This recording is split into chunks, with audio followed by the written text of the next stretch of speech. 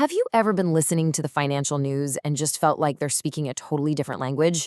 They're throwing around words like equities and yields and the Dow, and you're just left scratching your head? Well, you're not alone, and you have come to the perfect place to get it all translated. Okay, let's just dive right in. We're kicking things off with this quote from William Gallagher, because honestly, it just perfectly captures the beautiful, the maddening, and the totally unpredictable nature of the markets. Yeah, they can be complex for sure, but getting your head around the core machinery, that's the first, absolutely crucial step to navigating them with confidence. So before we can even talk about how the market works, we got to figure out what's in it, right? What are all these things that people are buying and selling day in and day out? Let's start with the most basic building blocks.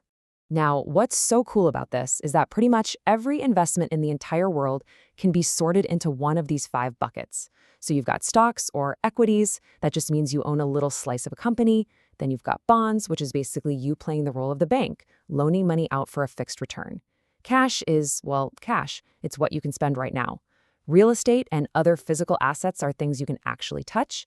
And then you have futures, which are kind of like contracts that are betting on where the price of something, oil, corn, you name it, is gonna go. But you're probably thinking, wait a minute, it's not always that simple. And you're right. You've probably heard of things like ETFs or REITs, and they can feel like a hybrid, right? They're like a mix of different asset types all bundled together. Modern finance really loves to blur these lines. And here's the main thing, the really good news. You don't have to get bogged down trying to classify everything perfectly. The most important part is just understanding that these big categories exist, because that understanding, that's the foundation for one of the most powerful strategies in all of investing. And that strategy is called diversification. You know the old saying, don't put all your eggs in one basket, right? Well, this is just the grown-up financial version of that. See, different assets often move in different directions when the same economic news hits. So by spreading your money across these categories, you can build a portfolio that's way more resilient when things get bumpy. Okay, so now we've got the building blocks, the what. So let's talk about the arenas, the places where all the action happens. Where does all this buying and selling actually go down? Let's take a look. It pretty much all boils down to one of three ways. Think of a dealer market like a used car lot. They own the cars, they have an inventory, and they're ready to buy from you or sell to you. A broker, on the other hand, is more like a real estate agent. They don't own the houses, they just connect buyers and sellers. And then you have an exchange, like the New York Stock Exchange. That's just a giant automated auction house where buyers and sellers all meet up electronically to agree on a price. Let's just pause on this for a second, because this is a really key difference. A broker is your agent. They're on your team, trying to find you the best deal. A dealer is the other side of your deal. They are the market. They hold all the inventory and make their money on what's called the spread, that tiny little difference between what they'll buy it for and what they'll sell it for. This is what provides liquidity, which is just a fancy term for making sure there's always someone ready to trade with you.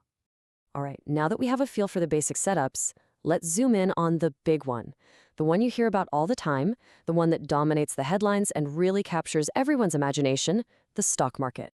You know, for all the hype around it, the stock market is really just the place, or a bunch of places, where those tiny pieces of company ownership, what we call shares, get bought and sold. It's where fortunes can be made, yeah, but it's also where the collective mood of the entire economy is on full display every single day. And this is its vital, two-way function. It's a two-way street. For companies, it's how they raise cash, capital, to fund big ideas, build new factories, hire people. And for the rest of us, it's a way to put our savings to work and actually take part in that growth, giving us a shot at building our own wealth. It's a pretty critical engine for the whole economy. So when you hear on the news, the market was up today, what in the world does that actually mean? Well, they're talking about an index. The best way to think about an index, like the S&P 500, is like the stock market's greatest hits album.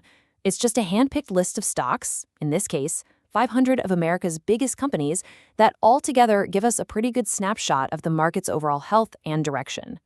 But stocks are only half the story. I mean, for every high-flying growth stock, there's another side of the coin that's all about steady, predictable income.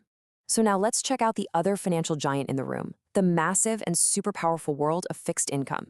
So if buying a stock makes you an owner, buying a bond makes you a lender.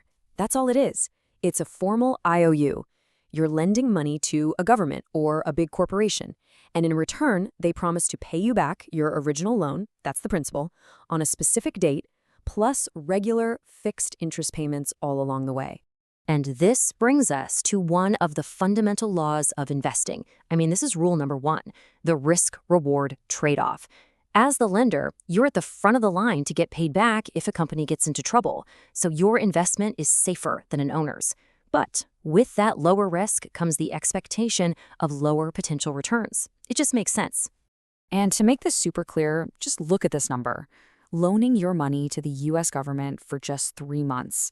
I mean, one of the safest investments on planet Earth might only get you about 1% in interest. Let's put that in perspective. A $100 investment gets you back $101. That is a whole universe away from the double-digit gains and, yeah, the gut-wrenching losses you can see in the stock market. Now, inside this huge fixed income world, there's a whole section for short-term borrowing and lending called the money market. You can think of it as the financial system's plumbing. It's where you find those super safe treasury bills we just talked about, or certificates of deposit, CDs from your bank, or even short-term IOUs from big corporations, which are known as commercial paper. So, okay, you get the assets, you get the arenas where they're traded. But that leaves us with the biggest question of all, doesn't it? How do you actually decide where to put your money? Do you dig into a company's financials and analyze its business down to the last penny? Or do you study charts and try to figure out the psychology of the market? Well, in our next explainer, we're going to dive into that epic battle between two huge schools of thought: fundamental versus technical analysis. Trust me, it's a clash of titans that'll completely change how you think about investing. You don't want to miss it.